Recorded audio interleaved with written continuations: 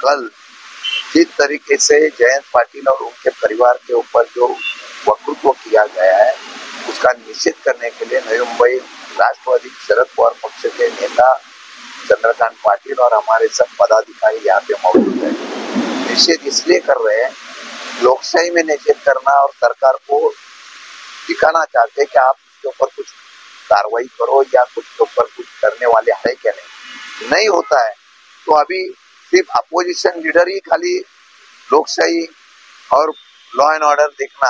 ये हमारी जिम्मेदारी, ऐसा अगर लगता है सरकार को, भाजपा को जो भाजपा की संस्कृति आरएसएस की संस्कृति बोलते हैं वो सब अभी खत्म हो गई है। जिस तरीके से भाजपा और महायुति के लोग पवार साहब हो, राजाराम बापू पाटिल हो, जिस तरीके से जयंत पाटिल के ऊपर जिस तरीके से हमला कर रहे हैं, जज से बात कर रहे हैं, उसका निषेध करते हैं। हम भी अभी देखते हैं अगर गवर्नमेंट उसके ऊपर नहीं होता है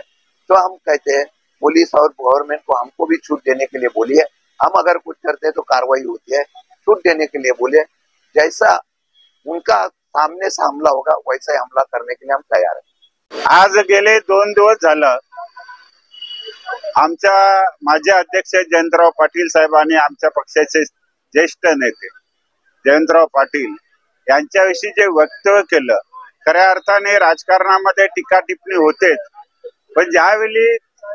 टीका करत असताना मर्यादा ओलांडे त्यांच्या फॅमिली कुटुंबाविषयी त्याच्यावर टीका केली जाते, याचा अर्थ काय आहे? खऱ्या अर्थाने बीजेपी हा संघाच्या विचारावर चाललेला पक्ष आहे आणि संघामध्ये अशा प्रकारचा कुठलाही शब्द वापरला जात नाही। पण आज बघितलंच गेलं पडोलकरने खऱ्या अर्थाने ज्या महाराष्ट्राचं न्याय होतं, आमदाराच्या मंदिराचा मध्ये आतमध्ये विधानसभेमध्ये त्यांनी भांडणं केली, त्याच्यावर पण काही नाही आणि मग त्याला वाटलं आता मला माझ्यावर काही कारवाई होणार नाही आणि त्यांनी 2 दिवसापूर्वी जयंतराव पाटील साहेबांवर आणि त्यांच्या कुटुंबावर जे वक्तव्य केलं त्याच्या निषेधार्थ शशिकांत शिंदे साहेबांच्या अध्यक्षतेखाली आज आम्ही याचा निषेध म्हणून इथं जमलेलो आहोत।